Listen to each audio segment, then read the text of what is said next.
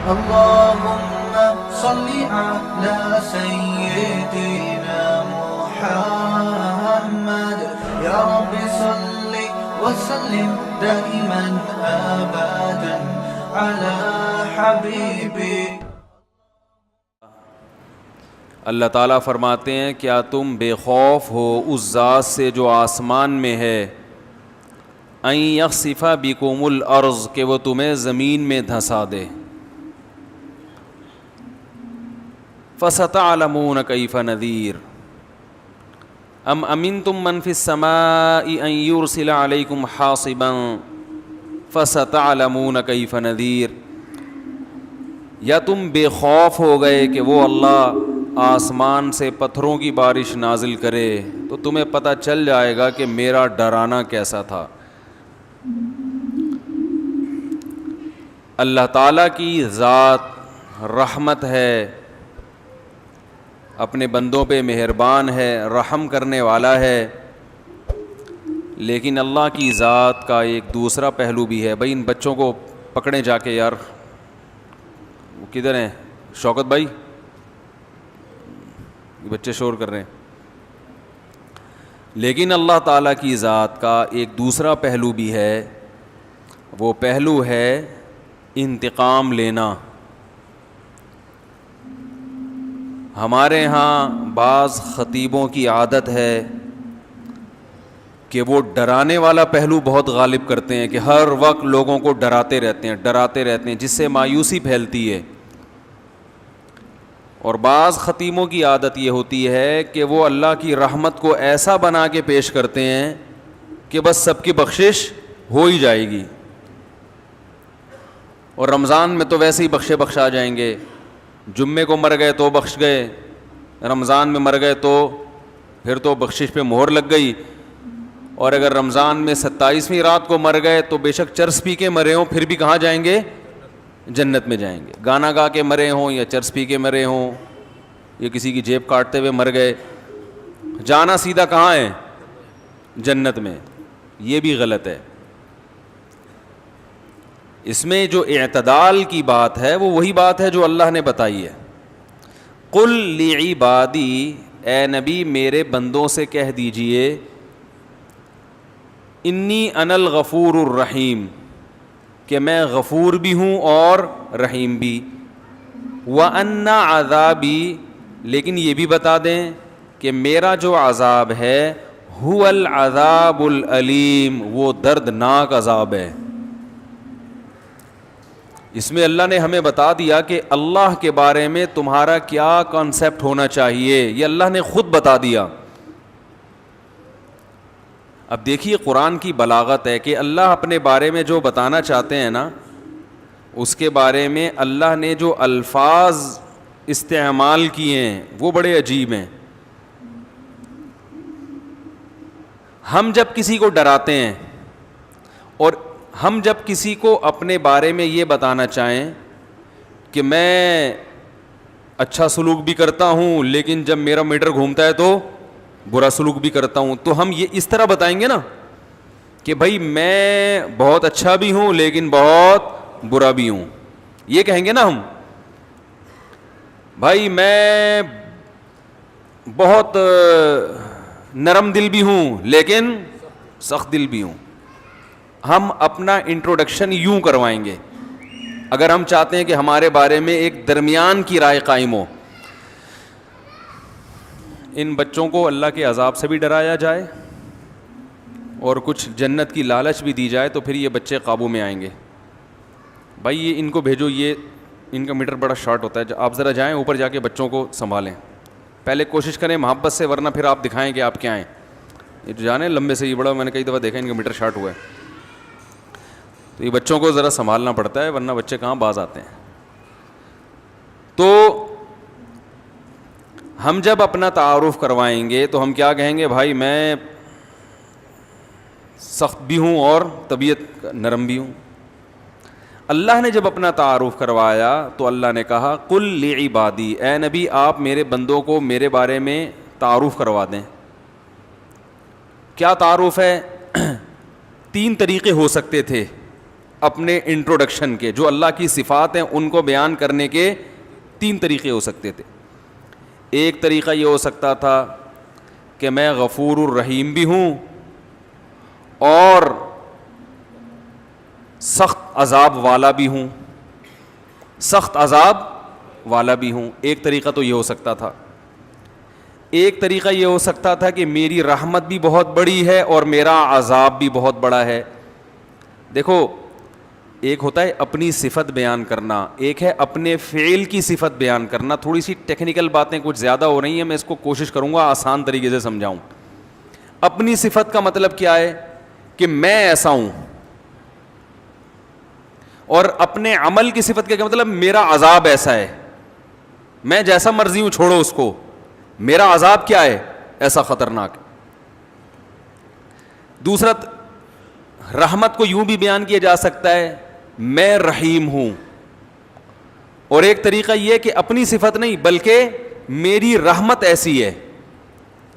بھائی نتیجہ تو دونوں کا ایک ہی نکلے گا نا, لیکن فرق کیا ہے, ایک میں اپنا تعارف کروایا جا رہا ہے, ایک میں اپنے فعل کا تعارف کروایا جا رہا ہے, اپنے عمل کا.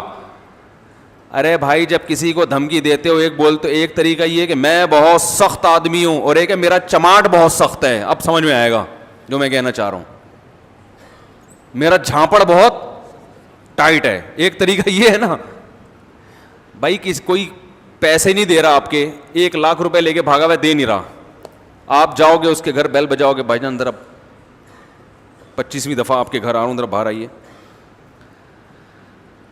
جی کیا کام ہے جی؟ بھائی بات یہ ہے کہ میں 25ویں دفعہ پیسے مانگنے کے لیے آ رہا ہوں آپ کے گھر میں. وہ کہہ رہا ہے یار اصل میں ایکچولی مسئلہ, جیسے کہ لوگ کرتے ہیں, ایکچولی مسئلہ یہ ہے کہ وہ ابھی میرے پیسے بھی نکلے نہیں ہیں, کھلے نہیں ہیں, یا کیا ہے, کوئی بھی ٹاپک کرا دے آپ کو, تو آپ اسے 2 طریقوں سے دھمکی دے سکتے ہو.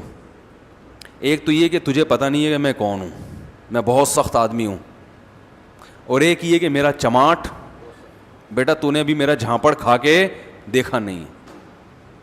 یہ دھمکی دینے کے 2 طریقے ہو گئے, ایک اپنی صفت کو بیان کیا جا رہا ہے کہ میں ایسا ہوں, اور ایک اپنے عمل کو کہ میرا چماٹ ہے بھائی وہ ایسا ہے. اسی طرح رحمت کو بیان کرنے کے بھی 2 طریقے ہیں. آپ نے کسی سے کہا کہ یار میرا ایک چھوٹا سا کام کر دو, وہ کر نہیں رہا, تو آپ کہہ رہے ہو یار تم تھوڑا سا میرا کام کرو گے نا تو میں بڑا نوازنے والا آدمی ہوں, یہ ذہن میں رکھنا. آج تم میرے کام آ جاؤ تو کل میں بہت نوازوں گا, کیونکہ میں بہت سخی آدمی ہوں, بہت نوازنے والا آدمی, بڑا قدردان ہوں. یہ اپنی صفت کو کیا کیا جا رہا ہے, ہائی لائٹ, کہ میں قدردان ہوں. اور ایک طریقہ یہ ہے کہ بھائی یار یہ میں چھوٹا سا کام تم سے کہا ہے, ضرورت ہے کر دو.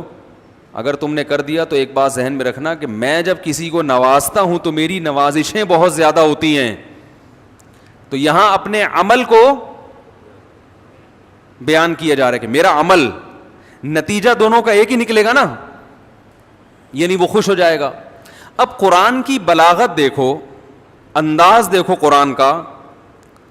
3 طریقے ہو سکتے تھے بیان کرنے کے. ایک یہ کہ اللہ یہ کہتے ہیں کہ اے نبی میرے بندوں سے کہہ دیں کہ میری رحمت بھی بہت بڑی اور میرا عذاب بھی بہت بڑا, میری مار بھی بہت بڑی اور عطائیں بھی بہت بڑی. ایک انداز تو یہ ہو سکتا تھا. ایک انداز یہ ہو سکتا تھا کہ میں بڑی عطا والا ہوں, بڑی رحمت والا ہوں اور بڑے عذاب والا ہوں. کیا خیال ہے؟ دوسرا طریقہ یہ ہو سکتا تھا, لیکن اللہ نے, اور تیسرا طریقہ یہ ہو سکتا تھا کہ میں بہت عذاب والا ہوں, رحمت میری بہت بڑی ہے, یعنی رحمت بھی میری بہت بڑی. چوتھا طریقہ یہ ہو سکتا ہے کہ میں بہت رحمت والا ہوں, عذاب بھی میرا بہت بڑا ہے. ارے کیا ہو گیا بھائی؟ تو اللہ تعالیٰ نے 3 طریقے چھوڑ کر چوتھا طریقہ اختیار کیا. جہاں رحمت کی باری آئی تو اپنی صفت کو ہائی لائٹ کیا, یعنی کہ میری عطائیں بہت بڑی ہیں, نہ میں بہت رحمت کرنے والا اور بہت مغفرت کرنے والا ہوں, لیکن عذاب بھی میرا کیا ہے, یعنی کہ میں بہت بڑے عذاب والا ہوں. اس آیت میں اللہ نے عذاب کی نسبت اپنی طرف کرنا پسند نہیں کیا ہے. نسبت کا مطلب یہ کہ یہ اپنا انٹروڈکشن کہ میری صفت ہی یہی ہے کیونکہ جب ہم کسی کو دھمکی دیتے ہیں نا کہ میں بہت مار والا ہوں, اس سے پتہ چلتا ہے کہ آپ کا کام مارنا پیٹنا ہے. کیا خیال ہے بھائی؟ جب آپ کسی کو یہ کہتے ہیں کہ میں بہت رحم دل ہوں, بہت عطاؤں والا ہوں, تو اس کا مطلب ہے میرا کام کیا ہے؟ عطائیں کرنا. لیکن جب آپ کسی کو کہتے ہیں کہ میری عطا بہت زیادہ ہے, تو اس سے یہ ثابت نہیں ہوتا کہ آپ ہمیشہ عطا کرتے رہتے ہیں. ہاں جب کرتے ہیں تو بہت زیادہ کر دیتے ہیں, لیکن یہ ثابت تھوڑی ہوتا کہ کرتے بھی رہتے ہیں. اسی طرح جب آپ دھمکی دیتے ہیں, ایک طریقہ یہ ہے بھائی میں ہوں ہی سر پھرا, میں ہوں ہی بڑا سخت, اور ایک طریقہ یہ ہے کہ بھائی جھانپڑ میرا بڑا سخت ہے.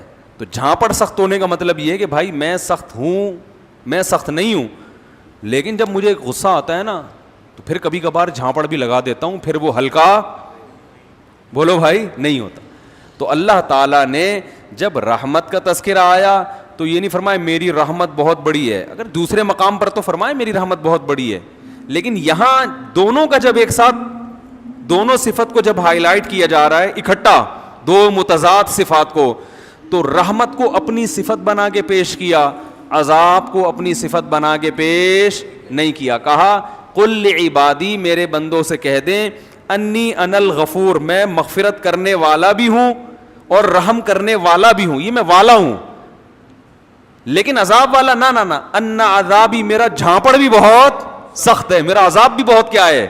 سخت ہے. اس سے پتہ چل گیا کہ میں عذاب والا نہیں ہوں. آئے ہائے ہائے ہائے, بہت مشکل ہے سمجھانا بھائی.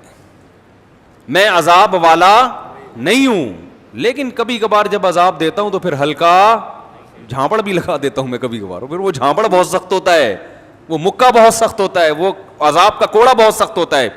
اس میں اللہ نے اپنا انٹروڈکشن کروایا, ان تین طبقوں کو غلط قرار دے دیا اس میں اللہ نے. وہ طبقے جو ہر وقت اللہ کی رحمت ہی کو بیان کرتے ہیں اور لوگوں کو یعنی بے خوف کر دیتے ہیں کہ بس سب کی مغفرت ہونی ہے, رمضان میں مر گئے, چرس پی کے مر جاؤ, کچھ بھی کر کے مر جاؤ, یتیم کا مال کھا لو, بہنے کی وراثت دبا کے بیٹھے ہوئے ہو, حج پہ کر جاؤ گے سب معاف ہو جائے گا, اور جناب مہر کھا گئے, اور جناب وہ ابا سے بھی تمیز سے بات نہیں کر رہا, اماں سے بھی تمیز سے, گانے بھی گا رہے ہیں, اور پتہ نہیں کیا کیا ہو رہا ہے. بس اللہ بڑا غفور رحیم ہے, یہ تسبیح پڑھ لو, وہ تسبیح پڑھ لو, اور اللہ تو معاف کر دے گا, سب کچھ معاف کر دے گا, بس حقوق العباد معاف نہیں کرے گا. بعض لوگوں نے یہ کہا کہ کیوں بھائی حقوق العباد, حقوق اللہ بھی اللہ نے کہا کہ میں معاف نہیں کروں گا جب تک پکی توبہ نہیں ہوگی اور آئندہ نہ کرنے کا عزم نہیں ہوگا. ہاں حقوق العباد میں یہ ہے کہ صرف اللہ سے توبہ ضروری نہیں ہے, مخلوق سے معافی بھی ضروری, لیکن دونوں کا مسئلہ برابر ہے. حقوق اللہ بھی معاف نہیں ہوتے جب تک پکی توبہ نہ ہو. تو ان لوگوں پر بھی رد ہے جو ہر وقت اللہ کی رحمت کو ہائی لائٹ کرتے رہتے ہیں اور ایسا اللہ کو بنا کے پیش کر دیتے ہیں کہ لوگ کہتے ہیں یار ڈرامے بھی دیکھو, فلمیں بھی دیکھو, خواتین پردہ بھی نہ کریں, مرد نظر کی حفاظت بھی نہ کرے, اور میرے بھائی سعودی بینک میں جاب بھی کرتے رہو, سود بھی کھاتے رہو, انشورنس بھی کروا کے رکھو کہ ابا مر گئے تو اتنے پیسے ملیں گے, صحیح ہے نا, نہیں مرے تو نہیں ملیں گے, اور وراثت بھی تقسیم نہیں کرو, حج واجب ہے آپ کے اوپر, فرض ہو چکا ہے, آپ بڑھاپے کے لیے اس کو ٹال رہے ہیں. آج حج کب ہوتا ہے؟ سارے کاموں سے فارغ ہو کر اب کرنے دھرنے کے لیے کوئی کام بچا ہی نہیں ہے, پیسے پڑے ہوئے ہیں, تو چلو اب حج کر کے آ جاؤ. 100 چوہے کھا کے بلی چلی حج کرنے. ہوتا ہے کہ نہیں ہوتا؟ ایک صاحب آئے مجھے کہنے لگے وہ سعودی بینک میں جاب کرتے ہیں, حج پہ جا رہے ہیں. میں نے کہا بھائی سعودی بینک کی جو ارننگ ہے وہ تو حرام ہے, تو اس سے حج کا کہاں ہوگا؟ انہوں نے کہا یہ تو غنیمت ہے, فلاں مسجد کا پیسہ کھا کے عمرہ کرنے گیا ہوا ہے. مسجد کا چندہ کھایا ایک صاحب نے اور فوراً کہاں نکلے؟ عمرہ کرنے. واڑے, میں نے کہا بڑا زبردست. میں نے کہا یہی بخشوانے جا رہا ہوگا. تو حرام پیسوں سے نہ عمرہ ہوتا ہے میرے بھائی, نہ حج ہوتا ہے, نہ صدقہ ہوتا ہے, نہ قربانی ہوتی ہے. تو لیکن اللہ کی رحمت کا ایسا مفہوم بنا کے پیش کر دیا, بس اللہ بہت غفور, سب بخش دے گا, سب بخش دے گا. رمضان میں بس 27ویں رات میں عبادت کر لو, اور شب برات میں تھوڑا سا حلوے شلوے اور نہا دھو کے تھوڑا سا قل شریف کا اہتمام کر لو. بس یہ چند رسومات کا نام رہ گیا ہے. الحم سے لے کے والناس تک جو اللہ نے پورا قرآن بیان کیا. احادیث, غیبتیں اتنی ہو رہی ہیں, بہتان تراشیاں, گھروں میں لڑوانے کے کام اتنے ہو رہے ہیں. ویل لکل ہمزۃ لمزہ، اللہ قرآن میں کہہ رہا ہے تباہ ہو جائے وہ آدمی جو چغلیاں لگاتا ہے، جو تانے دے دے کے بھڑکاتا ہے لوگوں کو. ایک ہے کسی نے گناہ کیا آپ چھپڑ میں لے جا کے محبت سے اصلاح کریں اس کی، ایک ہے اس کو اس پہ طنز کریں. طنز کرنے سے اس کی عزت نفس کیا ہوگی؟ مجروح ہوگی اور گناہ پہ جری ہوتا ہے. اس کو کہتے ہیں طنز کرنا. آج اصلاح نہیں کی جا رہی، کیا کیا جا رہا ہے؟ طنز. اس کی غیر موجودگی میں برائیاں کر کر کے نفرتیں. گھروں میں تو اتنا ہو رہا ہے، اتنا ہو رہا ہے، جٹھانیاں، نند، وہ کیا ہوتے ہیں، نندیں، اور کیا ہوتا ہے؟ ابے جٹھانیاں بھی ہوتا ہے، نندے بھی ہوتے ہیں، اور بھی کچھ ہوتا ہے نا. دیورانی، یہ بھول گیا تھا میں، بہت اہم پارٹ ہے ان کا. دیورانیاں، جٹھانیاں اور نندیں. اسرائیل اور عرب کی ایسی جنگ نہیں ہے جیسی گھروں میں ان کی جنگیں چل رہی ہیں. لڑوا دیتی ہیں، بھائی بھائی کا گلا کاٹ رہا ہے. قطع رحمی کرنے والا حدیث میں آتا ہے جنت میں نہیں جائے گا. رشتہ داری توڑنے والا کہاں سے چلا گیا جنت میں بھائی؟ خونی رشتوں کو توڑا ہوا ہے یار. نبی صلی اللہ علیہ وسلم نے فرمایا جو خود پیٹ بھر کے کھائے پڑوسی بھوکا ہو وہ شخص مومن ہی نہیں، اللہ کو اس کا ایمان قبول ہے ہی نہیں.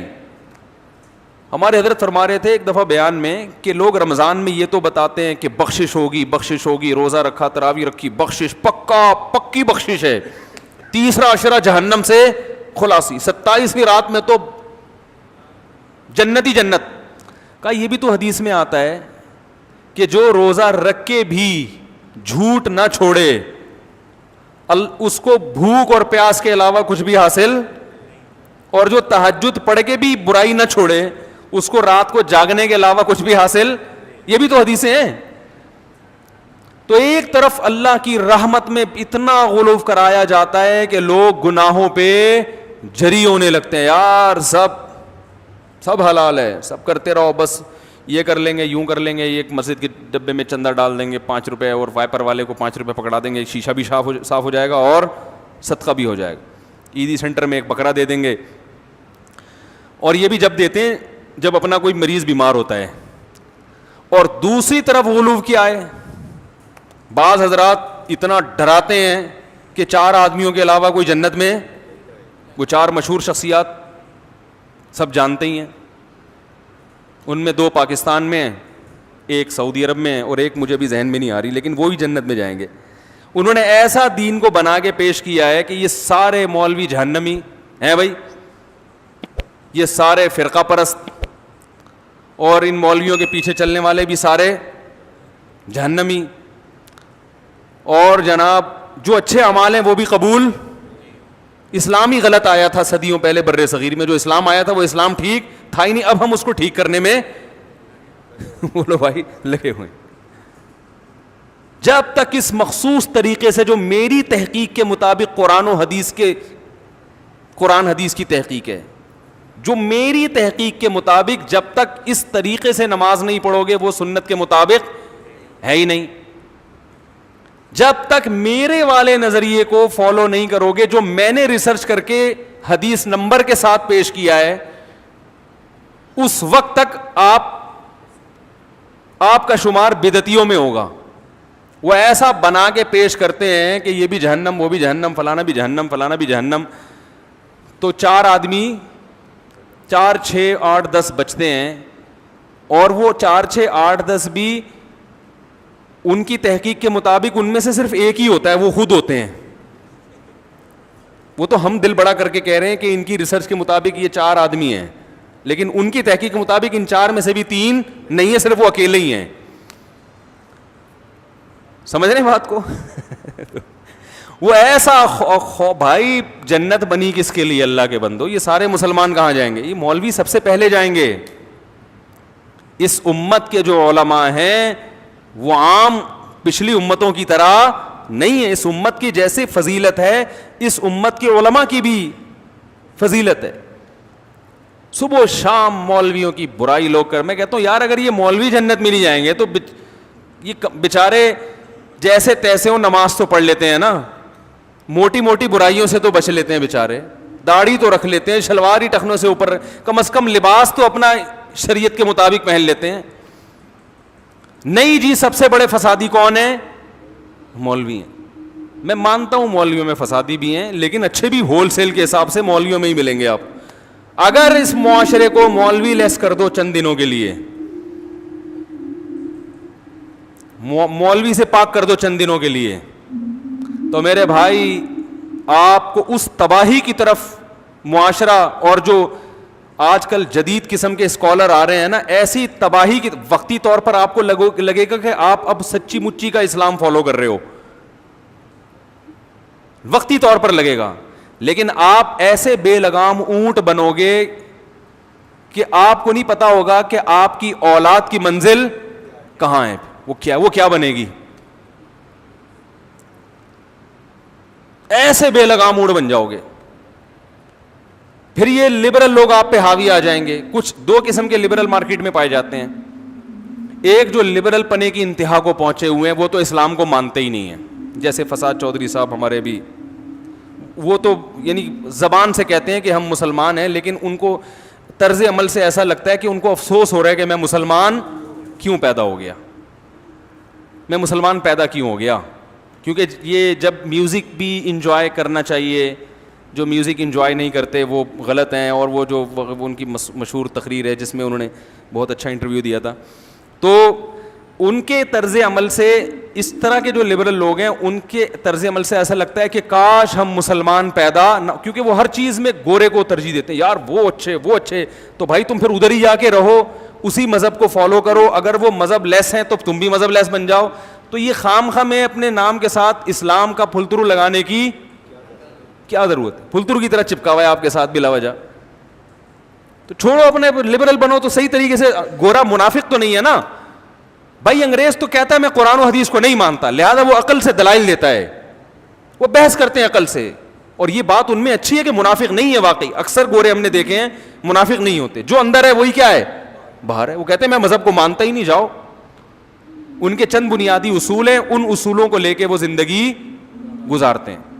کہتے ہیں بھئی رسپیکٹ کا حق ہر آدمی کو حاصل ہے, ہر ایک کو عزت دو. جو ان میں اچھے لوگ ہیں ان کی بات کر رہا ہوں. عزت ہر ایک کو دو, تمیز سے ہر آدمی سے بات کرو, چوری نہ کرو, یہ نہ کرو, ملک کے قوانین کو فالو کرو. انہوں نے ایک اصول بنایا ہوا ہے, نماز روزہ ان کی لغت میں اور ان کی ڈکشنری میں جنت جہنم بولو بھائی نہیں. تو آپ بھی ایسے بن جاؤ, خام میں اسلام کا نام لے کے آپ جناب وہ نہ ادھر کے نہ ادھر کے. دوسرے لبرل وہ لوگ ہیں کہ وہ مسلمان تو کہتے ہیں اپنے آپ کو, اور ان کو اسلام سے محبت بھی ہے, لیکن ان کو اسلام ایسا چاہیے جو انگریزوں کو بھی پسند ہو. سمجھ میں آ رہی ہے بات؟ تو اب ایسا اسلام تو نازل ہوا نہیں جو انگریزوں کو کیا ہو, صحیح نا, پسند ہو. تو وہ یہ کوشش کرتے ہیں کہ یہ پرانے والے اسلام کو کاٹ چھانٹ کر کے نیا بنا دیا جائے, جدید تقاضوں کے مطابق بنا دیا جائے. تو اس ٹائپ کے لوگ بھی ہیں جو آپ سنتے ہی ہیں یوٹیوب پہ, اس ٹائپ کے لوگ بھی آ رہے ہیں کہ بھائی اسلام کو اب کیا کرنا چاہیے. بولو نا بھائی, تھوڑا چینج کرنا چاہیے. چینج کا مطلب یہ کہ یہ پردہ ایکچولی اصل میں آنکھوں کا ہونا چاہیے. داڑھی اصل میں وہ تو ایک کلچر تھا, تو وہ داڑھی واڑی تو کچھ بھی نہیں ہوتا. سنت کوئی رکھنا چاہے تو ٹھیک ہے. اصل تو اسلام یہ ہے کہ لوگوں سے محبت سے پیش آؤ. تو یہ تو قادیانی بھی کہتا ہے بھائی لوگوں سے, انگریز بھی کہتا ہے, ہندو بھی کہتا ہے لوگوں سے محبت سے پیش آؤ. نماز پڑھ لو, بہت اچھی بات ہے. ایک نماز چھوڑنے والے کو حکومت سزا بھی دے, کوڑے بھی لگائے. اسلام میں تو یہ نا کہ حکومت بے نمازی کو کیا دے گی, مسلمان کو سزا ملے, غیر مسلم کو نہیں, مسلمان کو سزا ملے گی اسلامی حکومت میں. نہیں, یہ سزا وزا نہیں ہوتا. تو انہوں نے اتنا زیادہ ماڈرنزم کی طرف گئے. دیکھو اسلام ماڈرنزم کے خلاف نہیں ہے, یہ ذہن میں رکھو. لیکن جو یہ لوگ ہمیں جس قسم کا ماڈرن بنانا چاہتے ہیں وہ ماڈرنزم ہے جو اسلام کے بالکل, وہ ماڈرنزم ہے بھی نہیں. وہ بے حیائی اور عیاشی کو انہوں نے ماڈرنزم کا نام دیا ہوا ہے. دیکھو اسلام اگر ماڈرنزم کے خلاف ہوتا تو نبی صلی اللہ علیہ وسلم نے, نبی کے دور تک بھی تو کچھ ترقی ہو چکی تھی نا. حضرت آدم علیہ السلام جب دنیا میں آئے تھے اس وقت تو پہیا بھی نہیں تھا, اس وقت تو یہ تلواریں بھی نہیں تھیں, اس وقت تو پتہ نہیں ڈنڈوں سے لڑتے ہوں گے یا کیا کرتے ہوں گے, کچھ بھی نہیں تھا نا, کوئی فیکٹری نہیں تھی, تو تلوار کہاں سے بنے گی. لیکن نبی کے دور میں تلواریں استعمال ہوئی ہیں نا لڑائی میں. توپوں کا استعمال بھی ہوا ہے, تو یہ اس دور کی ٹیکنالوجی تھی کہ نہیں تھی؟ تو نبی نے اس ٹیکنالوجی کا بھرپور استعمال, بولو بھائی, کیا ہے. اور صحابہ نے اس سے زیادہ ٹیکنالوجی کا استعمال کیا. صحابہ نے تو منجنیق بنائی, سمندری بحری بیڑے بنائے, اور اس زمانے میں نقشے کیسے پڑھے جاتے تھے اس کا علم سیکھا گیا کہ ہم کسی ملک سفر کرنا چاہیں تو میپ کیسے بنایا جائے. محمد ابن قاسم جو تھا نا, سندھ آیا تھا, اس نے پورا نقشہ پڑھا تھا. ایک دفعہ کہا جاتا ہے, کتابوں میں لکھا ہے, اس نے پورا نقشہ پڑھا اور اسی نقشے کو محفوظ کر کے سندھ پہنچائے. تو یہ بھی تو ٹیکنالوجی تھی نا. تو یہ والا جو ماڈرنزم ہے, اسلام اس کے خلاف نہیں ہے, اس کے بالکل خلاف نہیں ہے اسلام. لیکن یہ ماڈرنزم کے نام پہ جو بے حیائی پھیلانا چاہتے ہیں, اسلام کو چینج کرنا چاہتے ہیں, تو ان کی راہ میں رکاوٹ کون ہے؟ صرف علماء ہیں. صرف علماء, جن کو مولوی کہا جاتا ہے, جن کو مولانا کہا جاتا ہے, یہ رکاوٹ ہیں. اور یاد رکھو, یہ جو مسجدوں میں امامت کرنے والے مولوی ہیں نا, چھوٹے چھوٹے سے بیچارے, ہم جیسے, ہم تو بہت نالائق ہیں, لیکن آپ ان کو ہلکا نہ سمجھا کریں.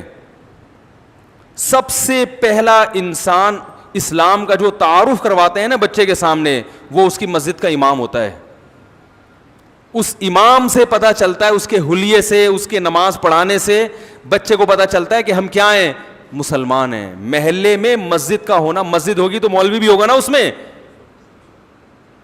تو یہ چیز لاشعوری طور پر بچے میں یہ جذبہ بیدار کرتی ہے کہ ہم کیا ہیں, مسلمان. میں نے اگر سب سے پہلے کسی کو سنا ہے اپنے گھر سے باہر, تو اپنی مسجد کے امام صاحب کو سنا ہے. لیکن جب انسان بڑا ہو جاتا ہے, بڑے بڑے اسکالر ملتے ہیں, تو اپنی مسجد کے محلے کے امام کو وہ کیا ہو جاتا ہے, بھول جاتا ہے. اس کی مثال بالکل ایسے ہے جیسے مدرسے میں وہ استاذ جس نے اس کو الف با تا سکھایا تھا, اس کا سب سے بنیادی کردار ہوتا ہے بنیاد رکھنے میں. لیکن طالب علم اس استاذ کو یاد نہیں رکھتے, یاد رکھتے ہیں اس کو جو بخاری پڑھاتے ہیں. یہ بنیاد کس نے رکھی تھی؟ جس نے الف با تا سکھایا تھا. تو یاد رکھو, انگریز جب بھی کہیں گیا ہے نا, اور اس نے اگر اسلام ختم کرنے کی کوشش کی ہے, تو سب سے پہلے وہاں مسجدوں پہ پابندی لگائی اور مسجد کے مولوی کو پکڑا ہے اس نے. جہاں سے بھی اسلام ختم کرنے کی کوشش کی گئی ہے, ترکی میں جب انقلاب آیا تو سب سے پہلے کس پہ قابو پایا گیا ہے؟ مسجد کے مولویوں پر. اس کو پتا تھا مصطفیٰ اتاترک کو کہ ان کو سب سے پہلے لگام دو, ورنہ اسلام کو ختم کرنا ممکن نہیں ہے. تو یہ کیا بات کر رہی تھی, کہاں سے کہاں چلا گیا میں. تو یہ جو ہے نا, دو انتہائیں ہیں. تو ان انتہاؤں میں سیدھا راستہ کون بتاتا ہے؟ صرف علماء بتاتے ہیں. تو اس امت کے علماء کو انبیاء کا وارث قرار دیا گیا. حدیث میں آتا ہے العلماء ورثۃ الانبیاء, علماء نبیوں کے وارث ہیں. کیونکہ اب نبی نہیں آئیں گے تو ان کی جانشینی کون اختیار کرے گا؟ علماء اختیار کریں گے. تو میں یہ عرض کر رہا تھا کہ ایک طبقہ وہ ہے جو اللہ کی رحمت کو بہت بنا کے پیش کرتا ہے, دوسرا طبقہ ایسا بنا کے پیش کرتا ہے کہ سارے مولوی جہنم میں جا رہے ہیں. تو بیچارے وہ مولوی جو آپ کو اسلام بتاتا ہے, جو مسجدوں میں نماز پڑھاتا ہے, جو بیچارہ اذان دیتا ہے, جو ایک طبقہ ہے جو دین کی خدمت کے لیے اپنے آپ کو فارغ کر کے بیٹھا ہوا ہے, اسی کو آپ نے جہنم میں بھیج دیا. ہاں ٹھیک ہے, ان میں کچھ غلط بھی ہوتے ہیں, میں مانتا ہوں کہ جہنم میں بھی جائیں گے. ایسے ایسے لطیفے لوگوں نے الٹے الٹے بنائے ہوئے ہیں کہ وہ ایک صاحب مجھے لطیفہ سنانے لگے کہ جو ہے نا, وہ ایک آدمی کو خواب آیا, وہ جنت میں گیا تو اس کو کوئی حور ہی نہیں مل رہی. تو اس نے کہا بھائی یہاں تو بڑی حور ہیں. اس نے کہا بھائی یہ حور سے نکاح پڑھانا پڑے گا, اور نکاح کے لیے کوئی مولوی ہمیں جنت میں مل نہیں رہا. تو میں نے کہا ٹھیک ہے بیٹا, بنا لو مولویوں پہ لطیفے, جنت میں کوئی مولوی مل نہیں رہا. تو میں اپنے طلبہ سے کہتا ہوں, جو ہمارے مدرسوں میں طلبہ پڑھتے ہیں نا, میں کہتا ہوں اس زمانے میں 8-8 10-10 سال اپنی جوانی کے بہترین ایام فارغ کر کے دینی تعلیم حاصل کرنا 24 گھنٹے کے لیے, یہ ظرف کسی دوسرے مذہب والوں میں نہیں ہے. میں کہتا ہوں ٹھیک ہے کوئی عملی کوتاہی بھی ہوگی, لیکن اللہ تمہارے اس عمل کو انشاءاللہ ضائع نہیں کرے گا. یہ بڑے قربانی کی بات ہے کہ وہ دور جب آپ کمانے کے قابل بنتے, میں جب مولوی بننے کے لیے آیا تو مجھے پتا ہے میرے کیا جذبات تھے. میرے دوست کوئی ڈپلوما کر رہا ہے کمپیوٹر میں, کوئی پاکستان نیوی میں جا رہا ہے کمیشن آفیسر, کوئی آرمی میں جا رہا ہے, کوئی یہ کر رہا ہے. ان کو دیکھ دیکھ کے ہمارے بھی بڑے جذبات ہوتے تھے کہ ہمارے بھی پر لگیں اور ہم بھی اڑ جائیں. ایسے وقت میں ہم کہاں جا کے بیٹھ گئے مدرسے کے بچوں کے ساتھ. تو وہ جو میرے ذہن میں شیطان وسوسے ڈالتا تھا نا کہ یار ہم تو ترقی میں پیچھے. ایک ہمارے رشتے دار ملے, انہوں نے بولا کہ خیریت, یہ تم نے یہاں جو میری عمر 18 سال تھی اس وقت, 18 سال میں کیا جذبات ہوتے ہیں انسان کے, میں یہ کروں گا, میں یہ کروں گا. پائلٹ سے کم تو تھا ہی نہیں. کیا بنو گے پہ پائلٹ؟ 15 سال تک 13-14 سال تک پائلٹ بننا تھا. 16-17 سال میں ہم نے کہا یار پائلٹ نہیں بلکہ کوئی 18 یا 20ویں گریڈ کا کوئی اور آفیسر بن جائیں گے. تو بہت سارے خیالات ہوتے ہیں اس عمر میں انسان میں. تو میں جب مدرسے میں گیا نا تو ہمارے ایک رشتے دار نے پوچھا یہاں کتنے سال کی پڑھائی؟ ان کا خیال تھا 2-3 سال کی ہوگی اور صبح جانا ہے دوپہر کو واپس آنا ہے. میں نے کہا بھائی, انہوں نے کہا ابھی جب آپ جمعے کو جا رہے ہو مدرسے تو واپس کب آؤ گے؟ میں نے کہا اگلی جمعرات کو, یعنی 1 ہفتے بعد. انہوں نے کہا پڑھائی کا شیڈول کیا ہے, مدرسے کی ٹائمنگ کیا ہے؟ میں نے کہا صبح سے لے کے اگلی صبح تک. سمجھ آ رہی ہے بات؟ اسی میں کھانا بھی ہے, اسی میں آرام بھی ہے, اسی میں وقفہ بھی ہوتا ہے. لیکن مدرسے والے چھوڑتے نہیں تھے بھائی, پورا شیڈول. رات کو آپ نے تکرار کرنا ہے اگلے دن کے سبق کا, تو آپ کو گھر جانے کی اجازت نہیں ہے. جمعرات کو گھر آتے تھے اس غم کے ساتھ کہ کل واپس چلے جانا ہے. اس میں 1 گھنٹہ گھر پہنچنے میں لگتا تھا, 2 گھنٹے ہی ہمیں بڑے بھاری لگتے تھے کہ 1 گھنٹہ تو گھر پہنچنے میں نکل گیا اور اگلا 1 گھنٹہ پہلے جانا ہے ہم نے. تو وہ پھر انہوں نے کہا کہ یہ پورا ہفتہ یہ کتنے سال ترتیب چلے گی؟ میں نے کہا 8 سال. تو مجھے اچھی طرح ان کا ملفوظ یاد ہے. انہوں نے کہا اپنے رشتہ داروں سے مشورہ کیا, دوسرے بھائیوں سے, کہ تم یہ جو کرنے جا رہے ہو یہ صحیح کام کر رہے ہو, یہ عمر ہے تمہاری کیریئر بنانے کی اور 8 سال اس میں لگا دیے. تو میں اپنے طلبہ سے کہتا ہوں کہ بھائی ٹھیک ہے ہمارے طلبہ میں بڑی کوتاہیاں ہوں گی, لیکن انشاءاللہ اللہ تمہارے اس عمل کو ضائع نہیں کرے گا اگر تم زندگی بھر علم سے جڑے رہے. ایسا نہ ہو کہ یہاں سے نکلنے کے بعد فارمی انڈوں کا بزنس شروع کر دیا, پھر کوئی فائدہ نہیں ہے. فارمی انڈوں کا بزنس ہی کرنا تھا تو یہ 8 سال یہاں لگانے. میں بزنس کے خلاف نہیں, علماء کو بزنس بھی کرنا چاہیے, لیکن اس طریقے سے کہ ان کے دینی کاموں میں خرچ واقع نہ ہو. تو یہ کیسے ممکن ہے کہ اللہ ان کی اتنی بڑی قربانی کو قیامت کے دن ضائع کر, جبکہ پتہ ہے کہ فیوچر میں کچھ. آپ بتاؤ مولوی بیچارے کو جو سرٹیفکیٹ ملتا ہے کہیں گورنمنٹ میں اس کو کہیں اس بیس پہ جاب ملتی ہے؟ ایک چپڑاسی کی جاب بھی نہیں ہے, صرف اللہ توکل پہ چل رہے ہیں. تو آپ ان مولویوں کو برا بلا کہنے سے پہلے 100 دفعہ سوچ لیا کرو, لینے کے دینے نہ پڑ جائیں قیامت کے دن. ہاں ٹھیک ہے برائی ہر طبقے میں ہے, تو بھائی وہ تو ڈاکٹروں میں بھی ہے, انجینئروں میں بھی ہے, ہر جگہ ہی ہے کچھ نہ کچھ. لیکن میں نے اپنی آنکھوں سے دیکھا ہے کہ اہل حق علماء کی بات کر رہا ہوں کہ ان میں برائی کا ریشو کم ہے, اور کچھ خوبیاں تو مولاناؤں میں ایسی ہیں جو ہمیں شاید ہزاروں میں کہیں ایک ہی نظر آئے. جتنے مولوی میں نے اپنی زندگی میں دیکھے ہیں سب سخی دیکھے ہیں, اب تک میں نے کوئی کنجوس مولوی نہیں دیکھا. دوسری صفت, میں نے کوئی ایسا نہیں دیکھا جو کم تنخواہ میں روتا ہو, ڈپریشن میں چلا جاتا ہو. کم تنخواہ ہوگی پھر بھی خوش و خرم ہوگا کہ ماشاءاللہ یار اللہ کا دیا. وہ الگ بات ہے محتمین سے پڈا ہو رہا ہوگا اس کا, یار تھوڑی سی تنخواہ بڑھاؤ, لیکن ڈپریشن میں نہیں جائے گا. صحیح ہے نا, ڈپریشن میں نہیں جائے گا, خودکشی کے خیالات نہیں آئیں گے. اللہ پہ اعتماد اور اللہ پہ توکل, یہ 2 بڑی صفات ہیں بھائی, بہت بڑی صفات ہیں. خامیاں ہیں, کہیں آپ میرے سامنے مثالیں دینا شروع کر دو, لیکن اوور آل خیر کا الحمدللہ غلبہ ہے. اور یہ ایسی خیر ہے جو دوسرے طبقوں میں ہمیں شارٹ نظر آتی ہے. یہ جو مسجد میں آ کے سنبھال لینا, مسجد میں نمازیں پڑھانا 5 ٹائم اور اپنے آپ کو باؤنڈ کر لینا اور پھر تھوڑی سی تنخواہ لے کے اس پہ گزارا کرنا, اتنا ظرف میرے بھائی دوسرے لوگوں نے بنائی ہیں مسجدیں. اور پھر انہوں نے سوچا مولویوں کو امام نہیں رکھیں گے, کہیں سے فلانی جگہ سے وہ والا پروفیسر صاحب کو امام لے کر آئیں گے. وہ پروفیسر صاحب 2-4 دن سے زیادہ ٹکے نہیں, پھر وہ کرتے کیا, کسی دوسرے کو امام بنایا, خود پتلی گلی سے نکلے. وہ کہتے ہیں 5 نمازیں پڑھانا میرے لیے ایسے ہے جیسے غزوہ بدر میں جہاد کرنا. صحیح ہے نا. تو یہ بڑی مسجدوں میں قاریوں کو, حضرت مفتی ابو لبابہ صاحب ترکی کا دورہ کر کے آئے, وہاں کچھ تھے لوگ, مفتی صاحب نے دیکھا وہ 2 گھنٹے پڑھاتے ہیں وہاں پہ بچوں کو قرآن, ٹھیک ٹھاک تنخواہیں لے رہے ہیں.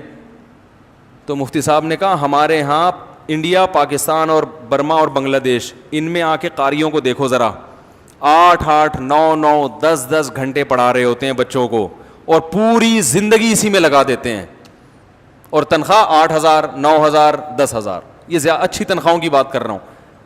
انہوں نے کہا یہ کیسے ممکن ہے؟ انہوں نے کہا یہ جذبہ ہے کہ بھائی ہم نے پوری زندگی کیا کرنا ہے, قرآن کی تعلیم کو عام کرنا ہے.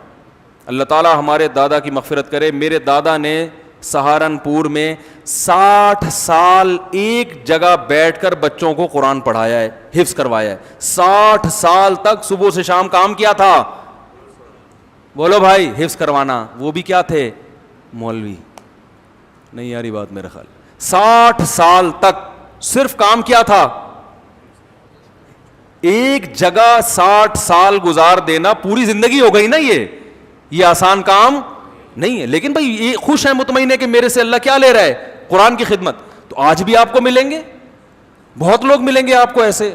آپ جائیں نا, آپ صرف یوٹیوب کو دیکھ رہے ہیں, آپ سروے کرو, انشاءاللہ آپ کو ان میں خیر زیادہ نظر آئے گی. تو اس لیے بعض لوگ جہنم کا ایسا بنا کے پیش کرتے ہیں, لگتا ہے کہ جنت میں جانے والے 4-5 آدمیوں کے علاوہ کوئی جنت میں نہیں جائے گا.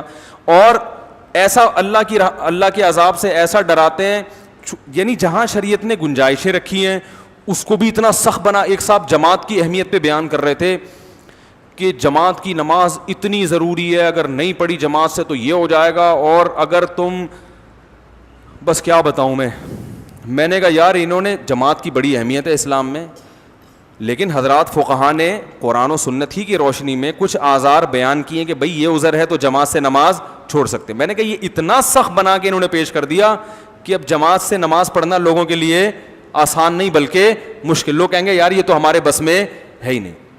حالانکہ فقہا تو دین کو زیادہ سمجھتے ہیں نا. انہوں نے بتایا کہ بھئی یہ آزار ایسے ہیں, آپ کو شدید بھوک لگ رہی ہے, آپ کے سامنے کھانا آ گیا, اب آپ کو ڈر ہے میں نماز پڑھنے جاؤں گا تو کھانا ٹھنڈا ہو جائے گا, تو آپ جماعت سے نماز چھوڑ سکتے ہیں. جہاں شریعت نے گنجائشیں دی ہیں وہ گنجائش دینی چاہیے, بلا وجہ نہ چھوڑیں. اور ایسا ہی بھی نہ ہو کہ روزانہ اسی ٹائم پہ کھانا پکوانا شروع کر دیں. رشوت کے معاملے میں کہیں شریعت نے گنجائش دی ہے کہ آپ پہ ظلم ہو رہا ہے تو ظلم سے بچنے کے لیے آپ رشوت دے سکتے ہیں, بہت ساری ہے. لیکن وہ رشوت پر بیان کریں گے تو ایسا کہ آدمی کہے گا بھائی میں تو کسٹم میں جو آدمی ہے وہ تو گیا جہنم میں. ویسے تو وہ ویسے بھی مشکل ہی لگ رہا ہے مجھے بھی, میری اپنی رائے بھی یہی ہے, لیکن بعض کسٹم والے جنت میں بھی شاید چلے جائیں. ٹھیک ہے, وہ جو بیچارہ کنٹینر چھڑوا رہا ہے نا, کنٹینر چھڑوا رہا ہے, اس کو تو رشوت مجبوری میں دینی پڑتی ہے, وہ تو نہیں دے گا تو وہ تو کنٹینر قیامت تک اس کا وہیں کھڑا رہے گا. لیکن محترم نے رشوت کے خلاف ایسا بیان کیا کہ جہاں شریعت نے گنجائش رکھی ہے وہ گنجائش لوگوں کو نہیں بتائی.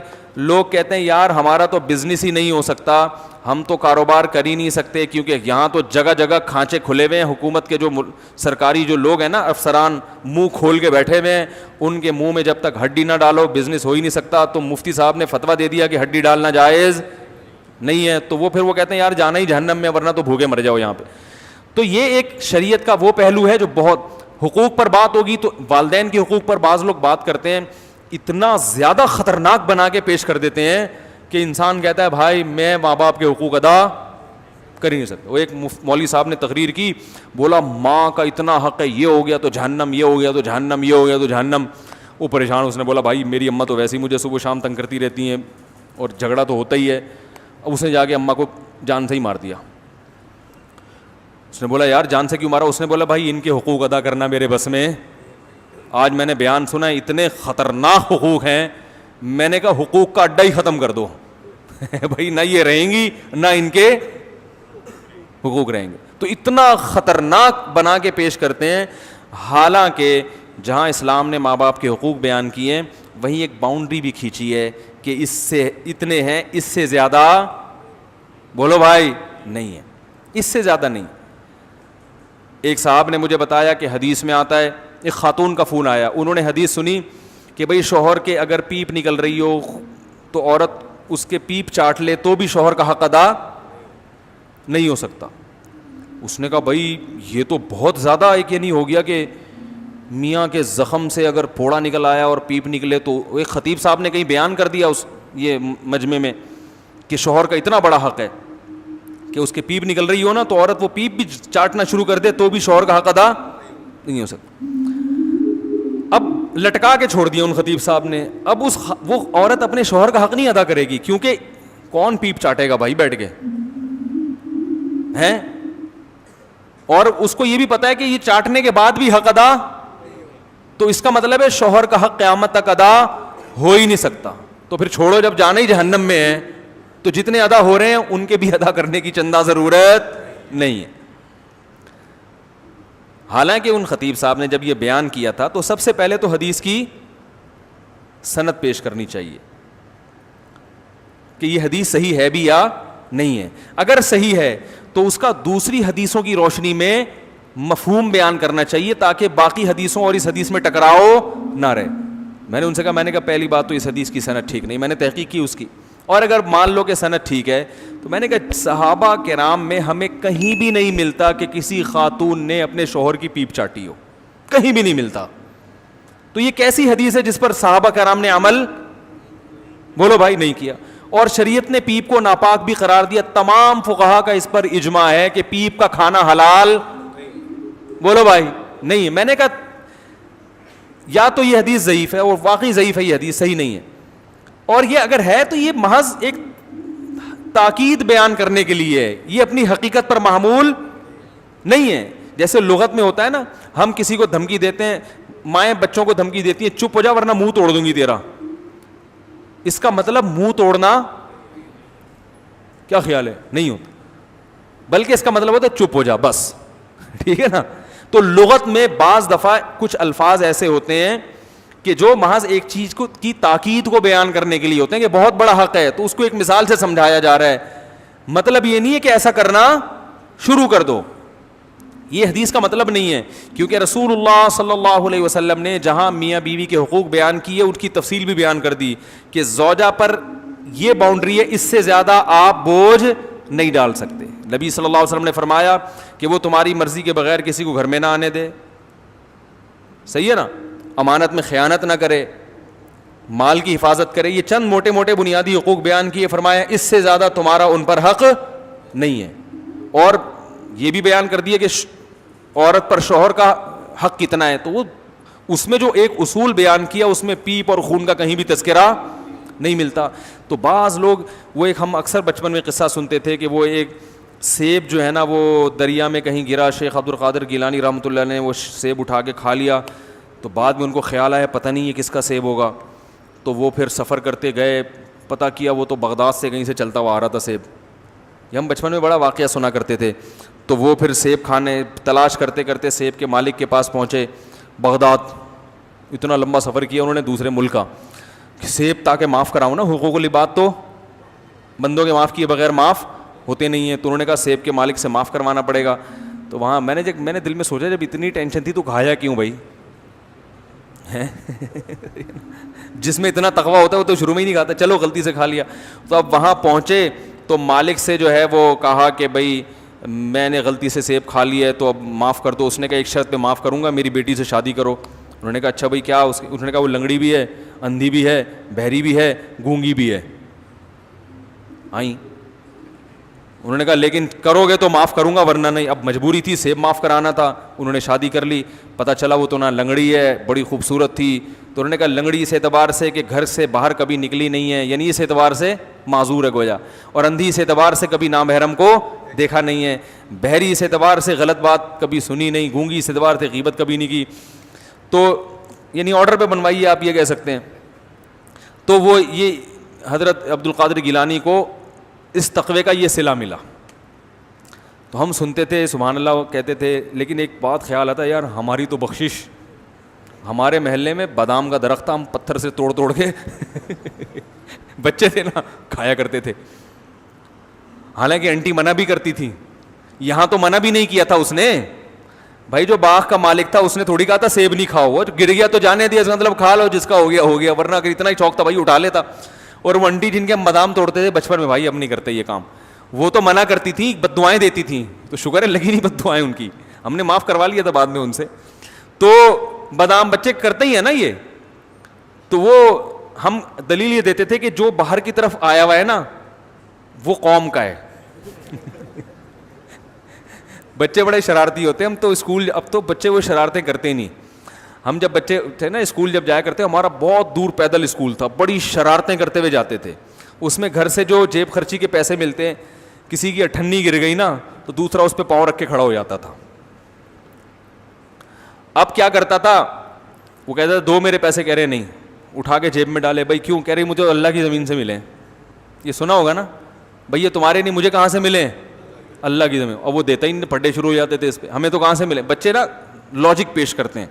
تو ہم یہ کہتے تھے بادام کا جو حصہ ان کے گھر کی طرف ہے وہ ان کا ہے, جو باہر آ رہا ہے وہ گلی محلے والوں کا ہے بھائی, وہ ان کا ہے ہی نہیں. تو ہمیں کیا, ہم تو بھائی ہم نے تو پتہ نہیں کتنے بادام کھائے ہیں, تو ہم تو جنت میں جا ہی نہیں سکتے یار, یہ تو بڑا مسئلہ ہو گیا.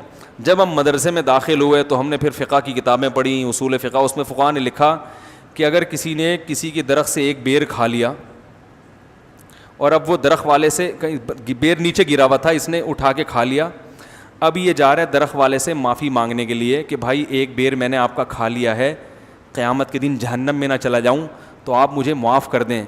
تو کہا کہ اس آدمی کو کوڑے لگیں گے جو معافی مانگ رہا ہے بھائی, یہ واجب التعزیر ہے, اس لیے کہ یہ وہم کو کیا کر رہا ہے, پروموٹ کر رہا ہے.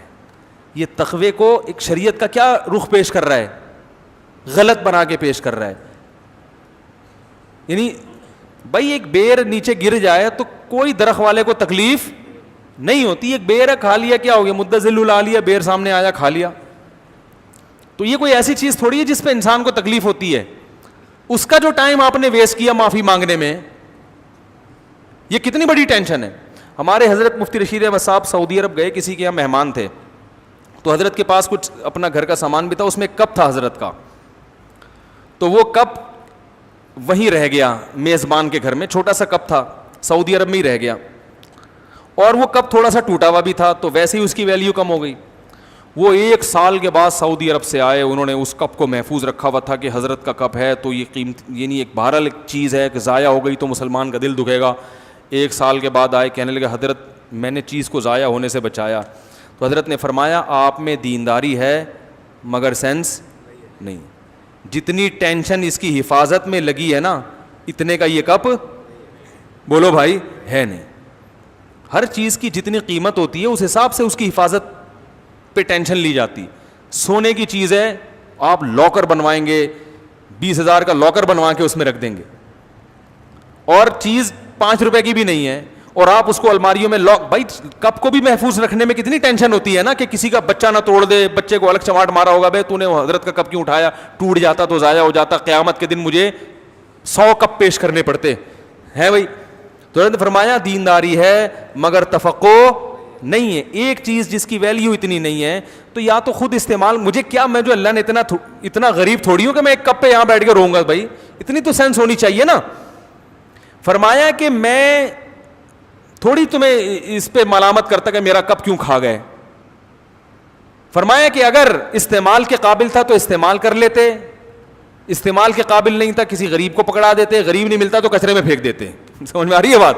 چھوٹی سی چیز ہے, اس کو ضائع کرنے کا گناہ نہیں ہوگا, اس لیے کہ حفاظت کرنے میں اپنی صلاحیتوں کو ضائع کیا جا رہا ہے. تو صلاحیتوں میں بھی اسراف ہوتا ہے کہ ان کو ضائع کرنا بھی کیا ہے, کیا خیال ہے؟ تو ایک معمولی چیز کی حفاظت میں آپ اتنی ٹینشن لے رہے ہیں, تو یہ ٹینشن لے کے جو آپ اپنے اوقات کو ضائع کر رہے ہیں تو یہ وقت کا اسراف ہے. تو دیکھا جاتا ہے کون سی چیز کس وقت زیادہ قیمتی ہے, تو اس زیادہ قیمتی چیز کو بچانے کی فکر کی جائے گی, کم قیمتی چیز کو قربان کر دیا جائے گا. تو میری بھی یہی عادت ہے, گھر میں اگر کوئی کپ ٹوٹ جائے تو بھائی اللہ کا دیا الحمدللہ بہت کچھ ہے, میں کسی کو دے دیتا ہوں, نہیں تو کچرے میں اٹھا کے پھینک دیتا ہوں. بعض لوگوں کی عادت ہوتی ہے, آپ ان کے اسٹور میں جائیں, 20-20 سال پرانی سوغات نکلیں گی ان کے اسٹور سے. یہ جب شٹرنگ ہوئی تھی اس کے 3 پھٹے باقی بچ گئے تھے. ایسا ہی ہوتا ہے نا بھائی, جب چھت ڈلی تھی تو شٹرنگ میں 3 پھٹے باقی بچ گئے تھے, ہم نے رکھ لیے, دوبارہ کبھی شٹرنگ ہوئی تو اس میں کام آ جائیں گے, کیونکہ اسلام میں چیزوں کو ضائع کرنا حرام ہے.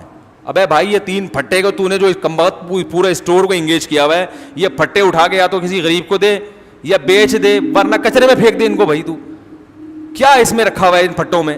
آپ جائیں نا, بعض خواتین جو گھریلو ہوتی ہے نا ان میں بعض یہ چیزیں ہوتی ہیں, پتہ نہیں کیا کیا چمچ رکھا ہوا ہے, ایک تانبے کا پردادی کا چمچ ہے, کیا کیا چیزیں پرانی, اور دلیل یہ دی جاتی ہے کہ ضائع کرنا اسلام میں ناجائز ہے. بھائی سامان ہلکا پھلکا رکھو, باقی چیزیں ضائع نہ کرو, صدقہ کر دو. کوئی صدقہ لینے والا نہیں ہے, پھینک دو اٹھا کے اس کو. سمجھ رہے ہیں؟ کچرے سے بھی بہت سے لوگ چیزیں اٹھا کر, کوئی اس کا گاہک ہوگا وہ کچرے سے اٹھا لے گا. تو یہ تفقع ہے, بصیرت. و خیر میں جلدی سے بات کو سمیٹتا ہوں کہ ایک طرف یہ انتہا ہے کہ اللہ کی رحمت کو ایسا بنا کے پیش کر دیا جاتا ہے کہ جو مرضی کرتے رہو, جانا سب نے جنت میں ہی ہے, اور ایک طرف ایک انتہا ہے کہ اتنا خطرناک بنا کے پیش کیا جاتا ہے کہ سیب کھا لیا تو گئے کام سے. تو وہ پھر ماں کون بھائی, اگر سیب کھا لیا ہے تو بس اللہ سے توبہ استغفار کر لو, اللہ آئندہ نہیں کھاؤں گا, ٹھیک ہے نا. لیکن ایسا نہ ہو کہ سیب پیٹیوں سے چوری کرنا شروع کرتے ہیں اب آپ لوگ جا کے. یہ تو ایک سیب درخت سے خود گر گیا, راستے میں پڑا ہوا تھا, آپ نے اٹھا کے کھا لیا. لیکن درخت سے جا کے سیب توڑنا اس کسی کی پرمیشن کے بغیر وہ جائز نہیں ہے. وہ پھر کیونکہ اس میں مالک کی طرف سے اجازت نہیں ہوتی. یا ریڑھی والے سے بعض لوگ اٹھا لیتے ہیں. بعض لوگوں کی عادت ہے کھجور خریدنے گئے ریڑھی میں, 2-4 جو ہے نا ویسے ہی چکتے چکتے ہی, تو اب سوچو کہ تم 4 تم چکو گے, 4 اگلے والا چکے گا, آدھی ریڑھی تو اس کی ایسی خالی ہو جائے گی. میں ابھی عصر کی بات ہے آم خریدنے گیا تو میں نے کہا چک کے لوں گا. اس نے ایک چھوٹا سا آم کا ایک ساشا نکال کے مجھے دیا, میں نے چکھا, مجھے سمجھ میں نہیں آیا. میں نے کہا یہ آم کے پیسے. اس نے کہا نہیں. میں نے کہا بھائی تم 10 آدمی آئیں گے چکتے چکتے, 20-30 آم تو تمہارے چکھنے میں گئے, تو آپ اس کے پیسے لیا کرو. میں نے بہت کوشش کی, اس نے لیے نہیں, تو وہ نہیں لیے, لیکن اس کی مرضی. مگر ایسی صورت میں آپ اس کو دیں پیسے. وہ نہیں بھی لے رہا ہو تو اس کا تو آم خراب ہو گیا نا. لیکن لوگ کنجوسی یہاں کرتے ہیں. ایک دفعہ کیا ہوا, وہ ایسے ہی صدر میں ایک مارکیٹ والے نے کھجور رکھی ہوئی, ایک صاحب گئے کھجور اٹھانے لگے. اس نے کہا 5 روپے لوں گا. وہ کہنے لگا ابے کیوں 5 روپے کی ہے؟ اس نے کہا بھائی ہر آدمی اٹھا کے ہاتھ نہیں لگانا اس کو. مجھے بڑا اچھا لگا اس کا یہ عمل جو ہے. تو 2 انتہائیں ہیں. تو اس میں اعتدال کا راستہ کیا ہے بھائی؟ اللہ کی ذات کے دونوں پہلو ہیں, عذاب بھی ہے اور رحمت بھی ہے. لیکن یہ بالکل برابر نہیں ہے. رحمت والا پہلو عذاب والے پہلو پر غالب ہے. تبھی اللہ نے رحمت کو ہائی لائٹ کیا, میں غفور بھی اور میں رحیم بھی. لیکن عذاب کے بارے میں فرمایا میرا جھانپڑ بہت سخت ہے. یعنی میں ایسا ہوں نہیں, لیکن مجھے مجبور نہ کرو, اگر میری نافرمانی کی تو میں عذاب بھی دے دوں گا. تو رحمت غالب کیسے ہے؟ ایسے غالب ہے کہ نیکی کا ثواب بہرحال ملتا ہے اور وہ بہت کم ضائع ہوتی ہے, بہت اس میں ضائع ہونے کا آپشن کم ہے.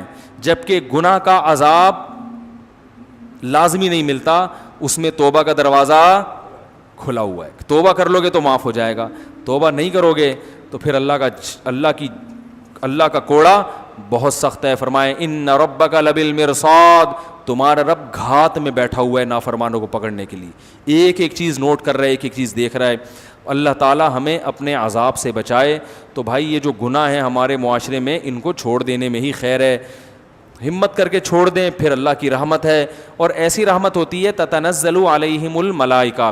اللہ فرماتے ہیں تم گناہ چھوڑو گے نا تو تمہیں جو ٹینشن ہوگی نا, اس ٹینشن کو ختم کرنے کے لیے میری طرف سے تمہارے دل پہ فرشتے نازل ہوں گے.